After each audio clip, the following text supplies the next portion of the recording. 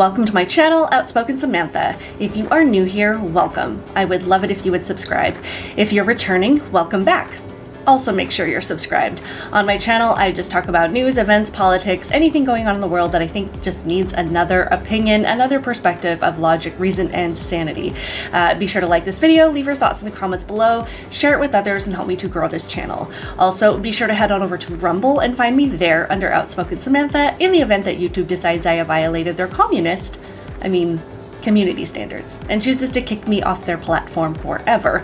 That being said, let's get into today's topic. So I wanted to talk about this particular news story today. It popped up in my news feed and I just started laughing. I just felt like it was just the kind of boost that we need right now.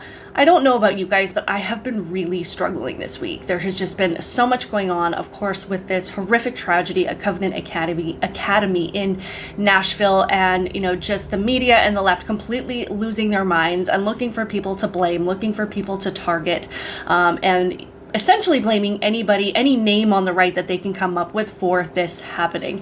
And it's interesting because, they've always been gun laws, gun laws, gun laws. That's the only solution they can ever think of, whereas they don't actually want to have a conversation about what will save lives. So gun laws, and now switching to they can understand why this person did what they did because they are trans.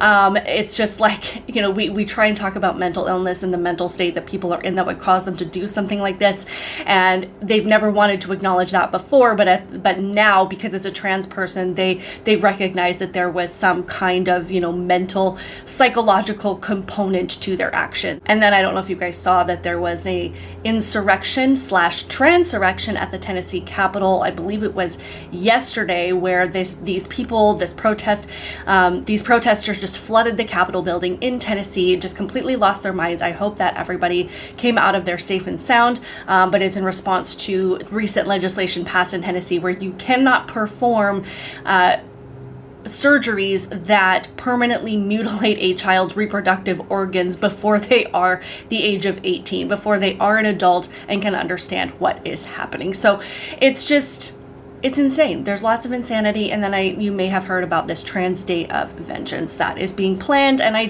hope that everybody stays safe. But it's nice to see sometimes just these stories that come out that just kind of take the edge off. And that's not to say we don't want to pay attention to these other things, that we want to ignore them or pretend they're not happening or belittle them in any way, because all of these things we do need to be paying attention to. But this particular story came up and it just made me feel like, okay, maybe we're making a point here. Maybe we're making a statement. People are taking the correct steps to expose some of this lunacy for what it is. So if you've been following the trans issue in sports, where there's just seems to be this influx of men calling themselves women and then competing in women's sports and taking all the athletic titles away from women, in Canada, there's been a lot of attention around the powerlifting events this particular incident is in Alberta, but the Canadian Powerlifting Union created a policy to allow men to protect their right to compete against women if they call themselves women, if they change their name and choose to identify as a woman. So not long ago, a biological male decided to identify as a woman and entered into these competitions under the name of Andre. This man with long hair holds the record for the women's deadlift in the entire province of Alberta. And this person is very arrogant and narcissistic, as are all boys and men who think it's their right to change their name and their wardrobe and then take athletic opportunities and awards away from women who have actually been working hard to earn them. And this is evident by the fact that this person posted a video on, I believe this was on TikTok, in January, going on about how bad women's powerlifting is. Welcome to Anne Says Something Controversial. Why is women's bench so bad? I mean, not compared to me. We all know that I'm a tranny freak, so that doesn't count. And no, we're not talking about Mackenzie Lee. She's got little T-Rex arms and she's like 400 pounds of chest muscle, apparently. I mean, standard bench in powerlifting competition for women, I literally don't understand why it's so bad. My son, he weighs 45 pounds. His max bench is like 33. I'm legit seeing some women in competition who are doing something like 50 pounds. And I just don't understand it. I don't understand why so many women are skipping bench and focusing on everything else.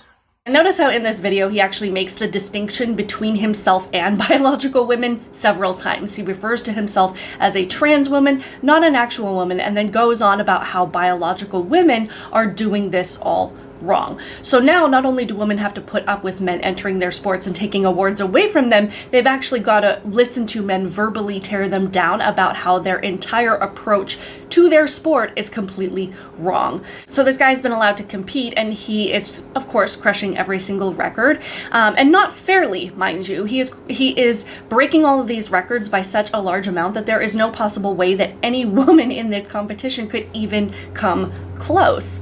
According to an article in the Post Millennial, it says, in a July 2022 competition, Andre bench pressed 259 pounds over the woman who bench pressed the second most amount, which was 198.4 pounds.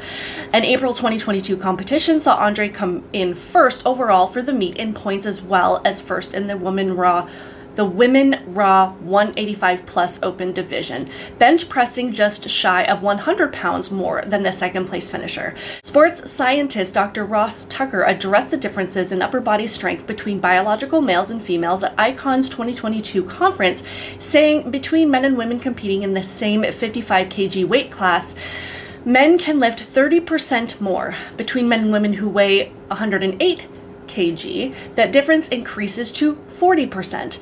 The biological difference between males and females are so large that unless we continue to defend the protection of the women's sports category, those who do not possess that advantage would basically disappear from the sport. So this is not about exclusion or inclusion of a particular group of people. This is about biological reality, which these people seem to want to ignore consistently. But then something happened about a week ago where this person was finally put in their place, and the absolute delusion that is emboldened by self-ID laws was exposed.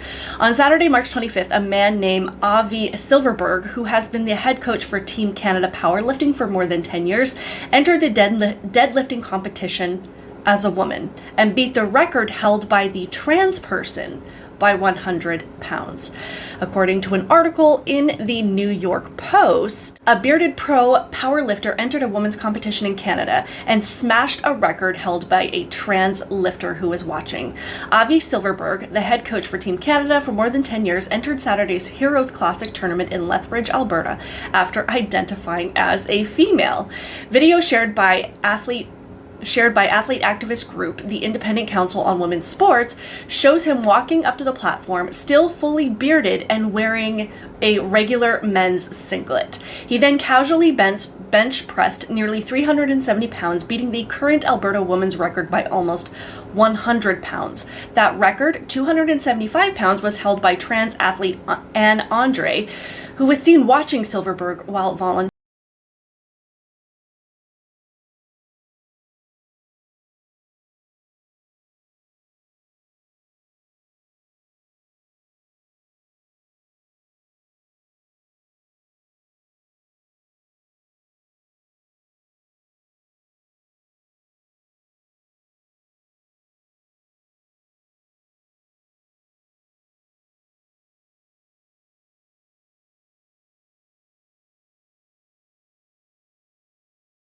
What Bethany Hamilton is doing. I love that there are more women speaking up and saying, this is crap. Like, why are we even having this conversation? There's a difference between men and women. This is a common understanding, and to say otherwise is total delusion. It's a total denial of facts. But of course, the consistent argument from the trans activists is that trans women are women and that they're just trying to live their best lives, and that, you know, if they do want to compete in against women in women's sports, that there are criteria that they have to meet, and that it is a fair competition, and that these are not men, that suddenly changing your name and how you look and maybe taking some estrogen suddenly changes your entire biology. Well, a man just walked in and demonstrated how easy it is to exploit these laws. He didn't even have to do anything to try and pass as a woman or pass off the delusion that he was just trying to be his true self. He just said, I'm a woman, and boom, he was able to take first place in a women's sport. And this is what every single man who tries to compete against women in women's sports is doing. They are taking advantage of the fact that they are bigger and stronger, and they know they are. And no amount of estrogen is going to make their physical makeup even close to that of a woman. Because remember, Andre didn't win these powerlifting events by like 5 or 10 pounds. Something that perhaps the next person, the second place person could make up by extra training or, just extra time at the gym or extra focus. He won it by over 100 pounds, and there's no amount of training or testosterone or steroids that is going to make a woman be able to close that kind of gap. And they should not have to. But what we are doing is sending the message that in order to compete fairly against these people that come in from the men's side, you are going to have to up your testosterone. You are going to have to make your body more like that of a man. And yes, most of these men that are competing against women are taking those extra steps to perpetuate this delusion, to perpetuate the lie that they're really just trying to live as their true selves and they just want to be accepted. But we can all see through this crap because we're not seeing a bunch of women cut their hair and go over into competing in men's sports because they know that even though they might want to live their lives as male in general, there's no amount of testosterone or training that would make the competition even close to fair or even safe for them. And this guy was able to walk in there and expose this crap for what it is, expose how easy it is to take advantage of these policies and how easy it is to abuse these policies. And he didn't even have to try. He didn't have to do it. He walked in there and said, I am a woman, and these people are too afraid by their own policies, by their own belief system to even question it. They would never even question somebody because this is the hole that they dug for themselves, that there is no ability to even question, because if they start to question it, then they start to sound more like us, these hateful, transphobic, bigoted people who just want to exclude people from society and keep people from living their best lives. The second that they step into that zone of even asking any questions, then they themselves become the transphobes. Honestly, I would love to see every single one of Leah Thomas's former swim mates on the men's team do the same thing. Start identifying as women and bring the competition back to this person. Make it fair again. Make them pick on somebody their own size. Let me know your thoughts on this in the comments below. Please like this video, share it with others, and again, please make sure you are subscribed, hit the notification bell so you can be notified every time I post a video, and I'll see you in the next one.